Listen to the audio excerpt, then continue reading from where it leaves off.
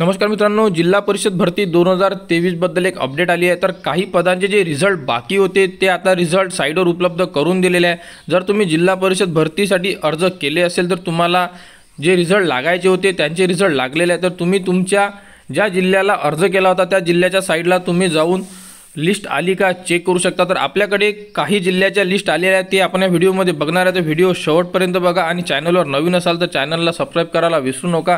आणि या व्हिडिओमध्ये आपण बघणार आहे की ग्रामसेवक त्यानंतर आरोग्य सेवक 40% 50% यांचे पेपर कधी होणार आहे।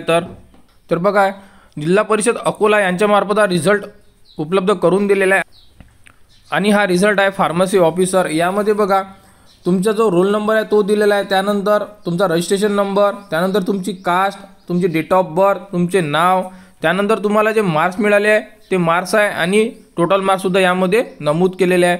त्यानंतर तुमचं हायेस्ट एज्युकेशन आणि तुम्हाला जे मार्क्स मिळाले आहे ते मार्क्स जे नॉर्मलाइज केल्यानंतर जे मार्क्स आहे ते सुद्धा यामध्ये नमूद केले आहे। तर यामध्ये तुम्ही तुमची जे लिस्ट आहे ते बघू शकता। याप्रमाणे बाकी जिल्ह्याच्या सुद्धा लिस्ट साइटवर उपलब्ध करून दिलेले आहे।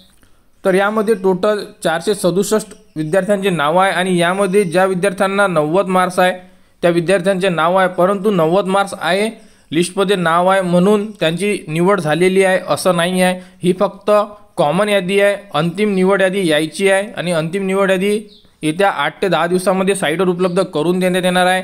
आणि ज्या पदांचे रिझल्ट लागायचे होते त्या पदांचे रिझल्ट लागलेले आहे, जसे की सातारामधून सिव्हिल इंजिनियर यांचा सुद्धा रिझल्ट लागलेला आहे। नंतर वर्ध्यामधून फार्मसी ऑफिसरचा रिझल्ट सुद्धा साइटवर उपलब्ध झालेला आहे। ही लिस्ट तुम्ही साइटवर जाऊन सुद्धा बघू शकता। तर पूर्ण जिल्ह्याच्या साइट ह्या तुम्हाला आपल्या टेलिग्राम चॅनलवर उपलब्ध करून दिलेल्या आहेत। तिथून तुम्ही ज्या जिल्ह्याला अर्ज केला होता त्या जिल्ह्याच्या साइटला जाऊन तुम्ही रिझल्ट बघू शकता। त्यानंतर जिल्हा परिषद नागपूर यांच्यामार्फत सुद्धा फार्मसी ऑफिसरचा रिझल्ट साइटवर उपलब्ध करून दिलेला आहे।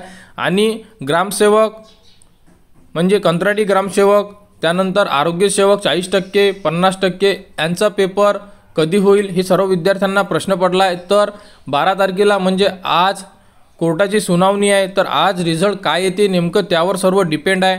जर आज रिझल्ट पेपर घेण्यासाठी जर आला तर लवकरात लवकर कंत्राटी ग्रामसेवक त्यानंतर आरोग्य सेवक 40% 50% यांचे पेपर होण्याचे चान्सेस आहे।